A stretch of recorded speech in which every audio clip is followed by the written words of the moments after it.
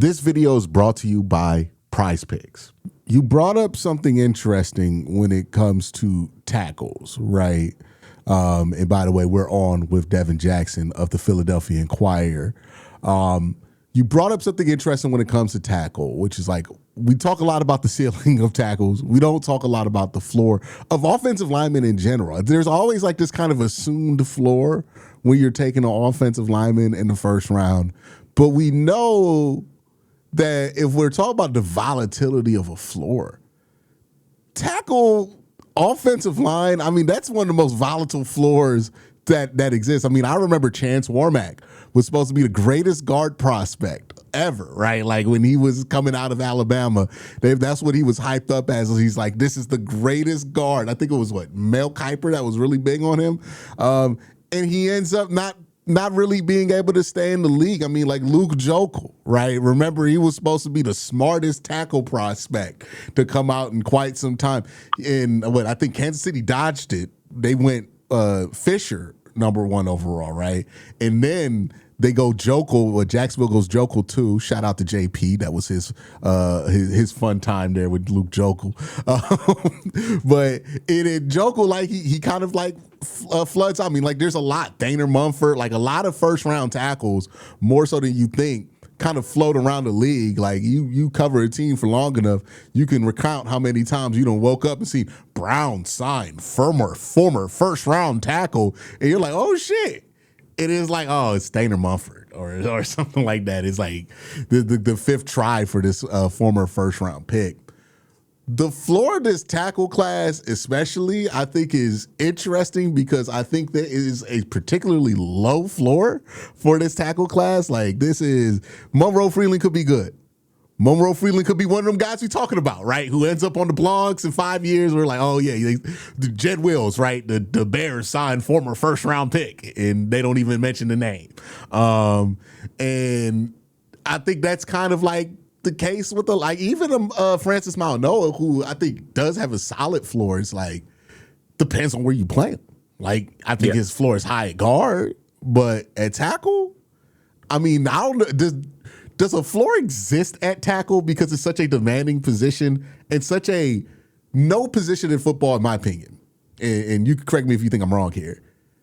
I think this is the most, when it comes to the physical needs of the position, no position group in football is more specific and strict than tackle. Like, the uniformity of the physical bodies that you just see play tackle. You'll see a 6 foot edge that's really good. Everyone, we talked about Ruben Bain, right? Like, hey, he's figuring it out. He's undersized. You're not going to see a tackle out there with 30-inch arms, and he's going to be able to survive, right? Like every All-Pro tackle since 2020, 33-inch arms, right? Like, you're not going to see a 6 foot tackle out there, right? Like they're going to be a pretty uniform size. They're always going to be about 6'4" and above. I think Bakhtiari might be the shortest one. He was 6'2", 6'3", like, but still big guys, long arms, about 300 pounds. Since that position group is so strict, since that, like the demands of that position group make it so that this is the only, is there a floor for a position group like that? Like, Who has been able to exist like a prospect in recent memory off their floor? I have to think about that one. But as I think about that, I do think a floor does exist for offensive tackle prospects and offensive tackle in general.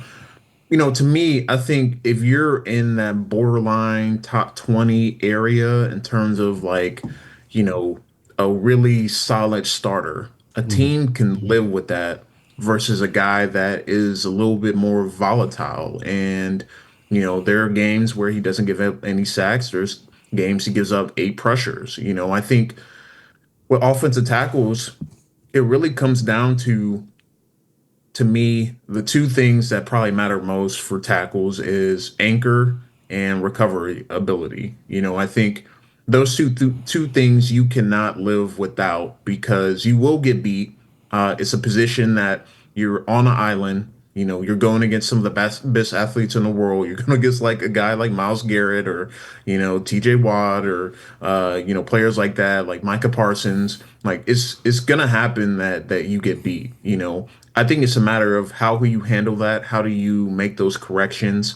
And how do you kind of keep those guys off balance? So for me, going into the process, like that's why the number of games that you play sometimes matters at the tackle position, because you need to be able to understand and get yourself out of those compromising positions. And you can't do that without having a certain amount of games played. You can't do that without, experiencing that on the field, Hmm. because your body can only do as much as you can control it, especially at a position like off the tackle. You're reacting more than you are, setting the tempo or setting the pace of a pass rusher. Oftentimes you're just trying to guide the guy exactly where he wants to go and force him to run a hoop, or you're making sure that you have that base covered in your inside where you're not giving up a direct line path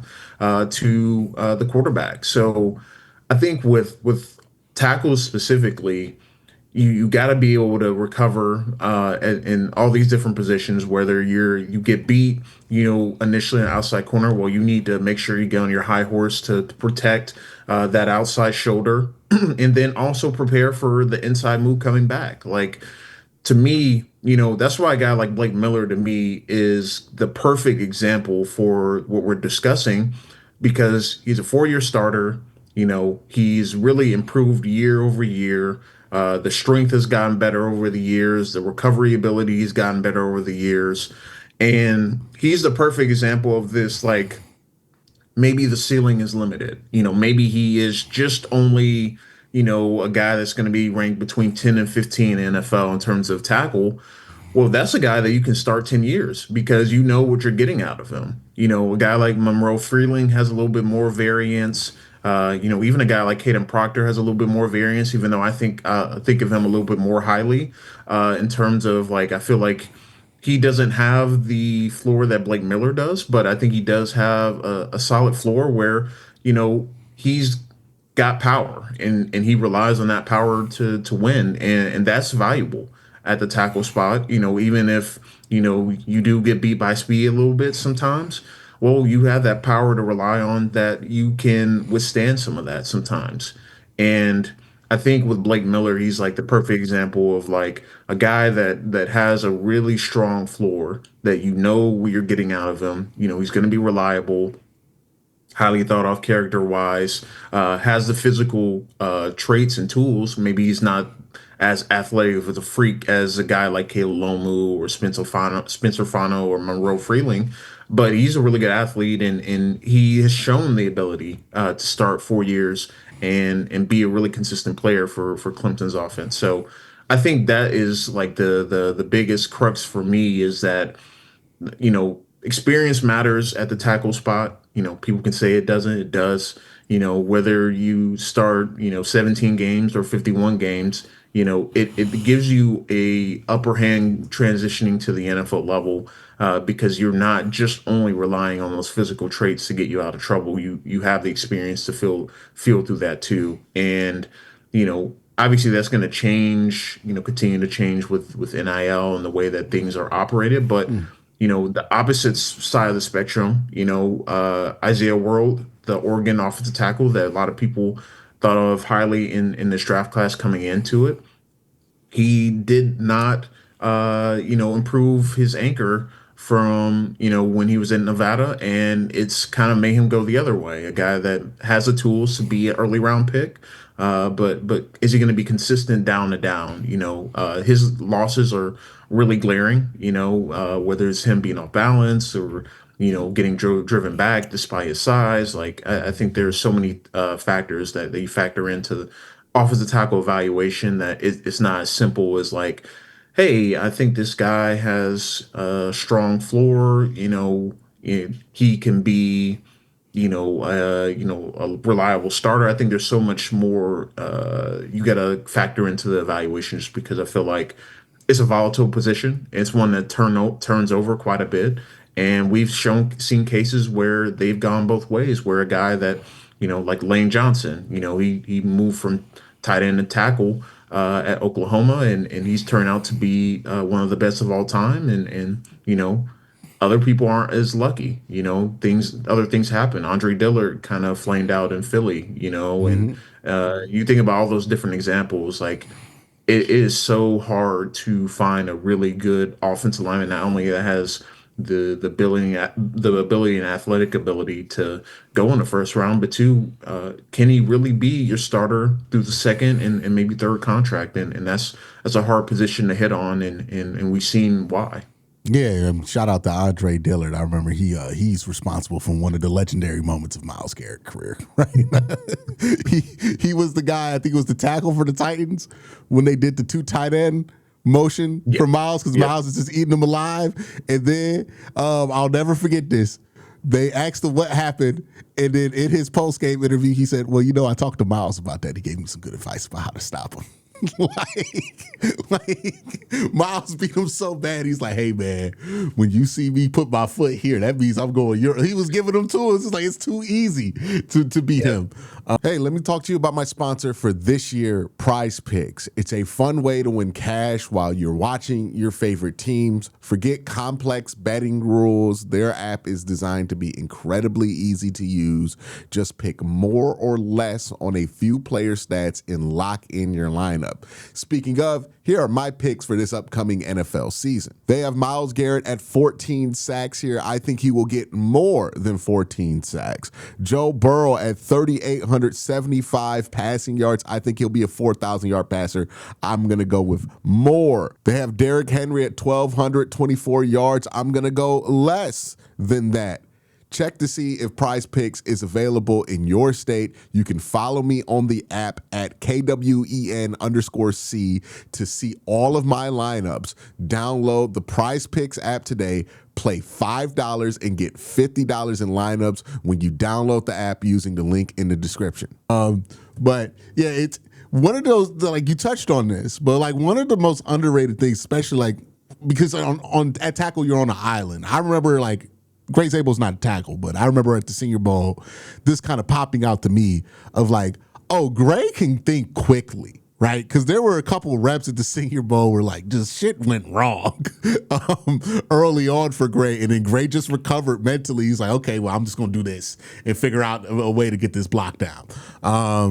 And I think that's a huge part to playing that tackle position is like, I don't think enough people think about that transition because it's a tough transition, right? You're going from athletes being way longer, way stronger, way faster than you've ever seen, right? Like if you were in the SEC in 2017, you ran into like one Myles Garrett, right? Like, okay, you dealt with that. If you are in the AFC North, today you run into Myles Garrett, you run into Trey Henderson, you almost was about to run into Max Crosby, right? Like it's a different world, and you play them teams 2 times a year, and they're ultra familiar with your personnel, so even more difficult, right? It's such a transition from a physical standpoint that we kind of get focused on that, but like mentally, one being able to just deal with like lining up and being like, yo, that's Myles Garrett, like. That can't be easy. I couldn't imagine what that's like. Every tackle that I've ever talked to, they never answer that question with anything other than, oh God. like, but it's also like, okay, you do get into trouble. You get into a situation where you didn't expect, or the move didn't work the way you did. You didn't get clean, or the edge did something you weren't expecting there. What can you do mentally to like quickly recover? How quickly can you think on your feet? And I think it's why like a lot of offensive line coach loves these guys who like were really good wrestlers, right? Because what that shows is that quick ability to just adjust your body position and understand those angles. And like, in general, when it comes to line play, we don't hype up guys who are just really good at finding angles, like on both sides of it, right? Like it's one of those things that aren't really like super noticeable if you're not paying attention to it. But like you watch certain guys, especially like certain linebackers play, and you're like, oh, that guy understands. Like Carson Schlesinger was a good example of like he understands his angles at a really young age. Like it's pretty impressive to watch him go up there because I would see JOK just like shoot out a cannon and not care what his angle is, right, at a guard. I think like the mental aspect of that tackle position, especially, kind of gets overlooked. You kind of mentioned that you thought Blake Miller was strong in that area because all the experience that he had. When you watch film, who are some other guys that you think, when you watch them, you're like, okay, this is a smart tackle. This is a guy who can really think on his feet really well and adjust quickly. Yeah, I mean, just going outside of the first round because I do think Fano kind of fits that bill too, even though they're a pretty run heavy team. But I'll go to kind of day two guys and I'll talk about Caleb Tiernan, the Northwestern tackle, who I think falls a little bit below the mark in terms of what you're looking for. I think he came in right around or just under 33-inch arms. So there's gonna be clear, like maybe he gets moved to the, to being a guard. But if he stays at tackle, I think he understands the angle part of it, which you just discussed in terms of like understanding, like, all right, this is kind of what this pass rusher is going to do. I understand like his, the point of entry, I understand where he's going to be, in a few steps, where I need to be set timing wise or pass set wise and getting those steps. And to me, he's always consistently hitting those marks. Like, sure, he's going to get beat. There are a few reps like, against like Gabe Akis from Illinois where, he gets beat a little bit by the power, by the inside move. But in terms of winning the running game too, especially when he's climbing to the second level, I feel like sometimes you can tell like when a guy knows where he needs to get at offensive tackle specifically because they usually have the longest way to run, in terms of trying to cut off a front side linebacker or a backside linebacker or trying to cut off, defensive end, on the backside of an outside zone play. Like you can tell when a guy understands where he needs to get the aiming points. There's a little imagination I think that needs to go into that too because you really have to. It's kind of a guessing game of where you think they might be when this play hits. Because there's really no like set like 7 steps to cut off the front side linebacker. Well, if it's a guy like Carson Schwessinger or a guy like Devin Lloyd, like that's going to be different, and where you find them and on the front or backside. So yeah, Tiernan to me is a guy that just really smart, really can tell the technique is sound. You can tell that he thinks about where he needs to get to. Beforehand he's done a lot of homework on the guys that he goes against. Like I was really impressed what he did against Derek Moore, who's a big power rusher.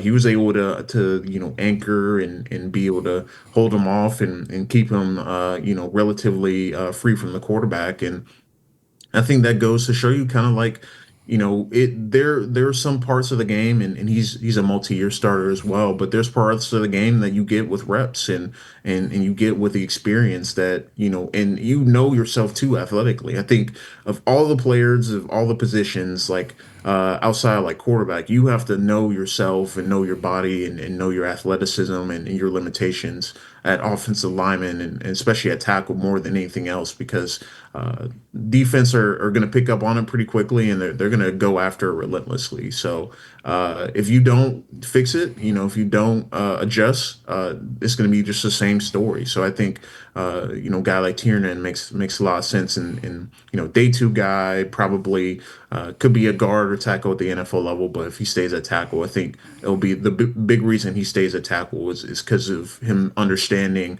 those angles and being understand what the defense is trying to do to him and getting where he needs to be. All right, so when people talk about Monroe Freeling's ceiling, right, I think that's been a big conversation.